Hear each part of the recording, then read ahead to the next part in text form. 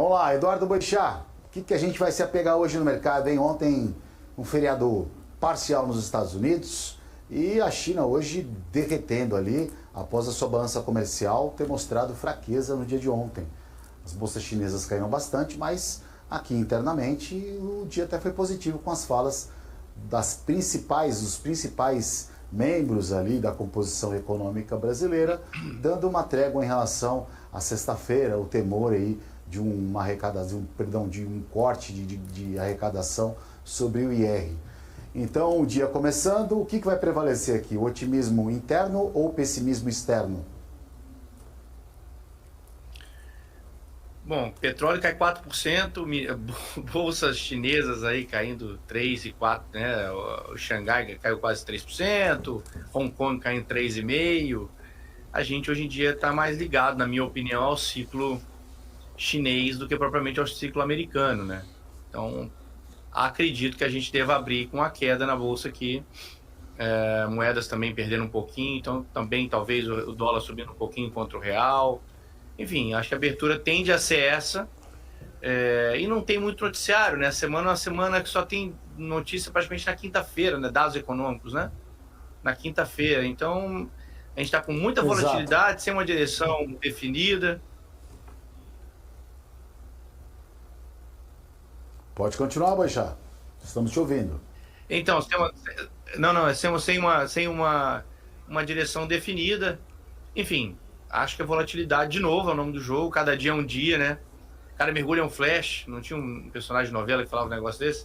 Cada mergulho é um flash, cada dia é um dia.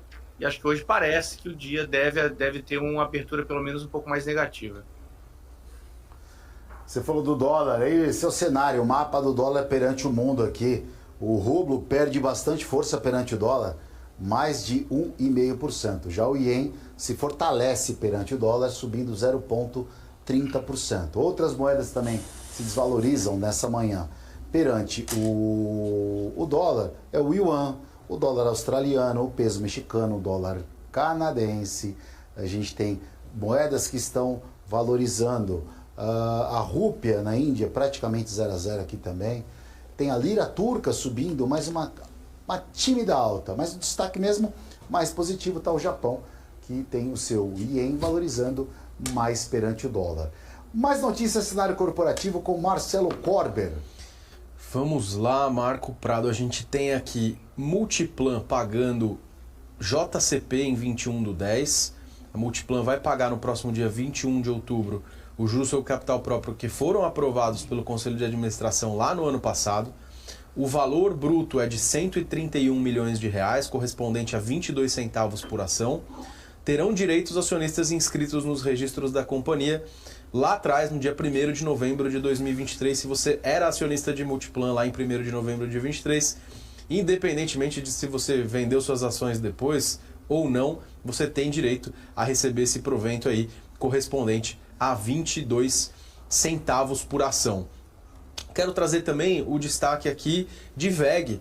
A VEG soltou uma confirmação aí sobre as datas da sua divulgação de resultado, agora do terceiro trimestre de 24.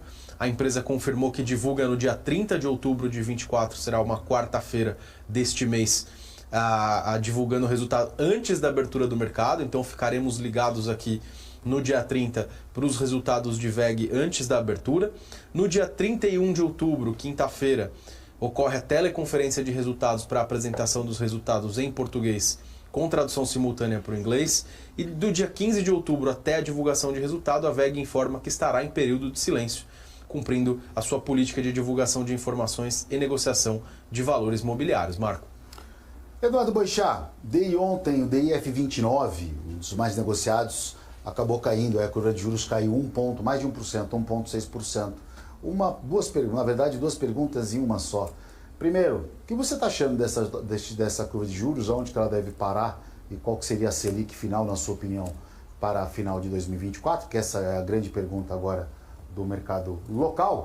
E se não está tendo um exagero, essa amplitude dos juros do DI aí, o mercado sobe muito, cai muito, não tem muito amador no mercado não por enquanto, porque o pessoal está meio tenso aí, meio bem indefinido, hein?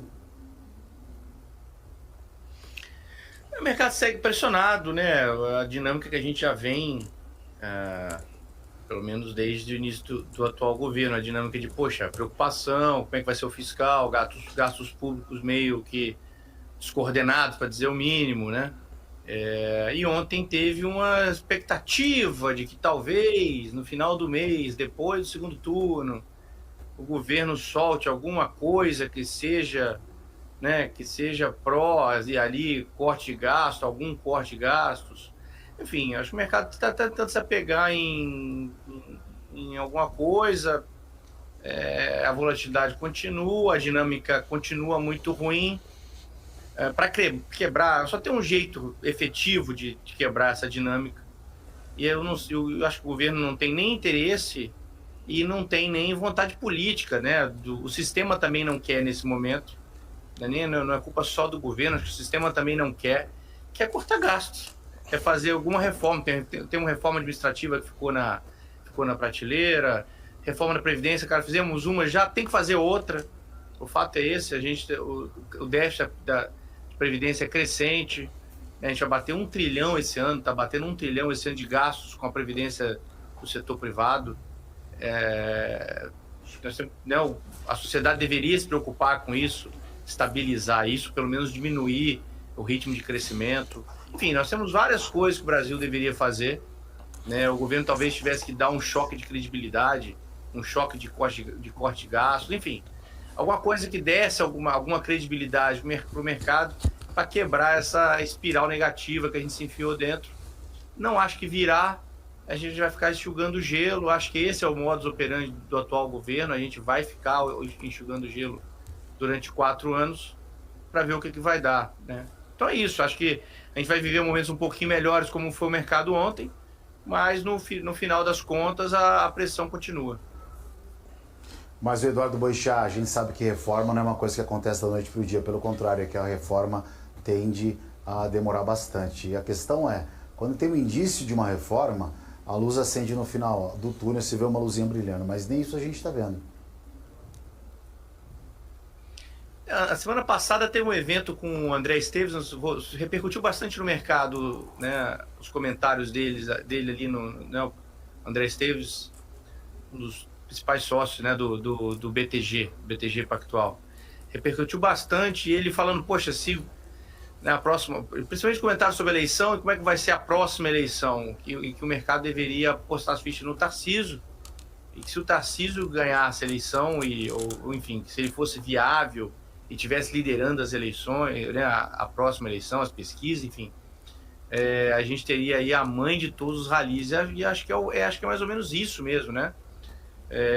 Um governo Tarcísio ele é muito bom do ponto de vista fiscal, do ponto de vista de mercado.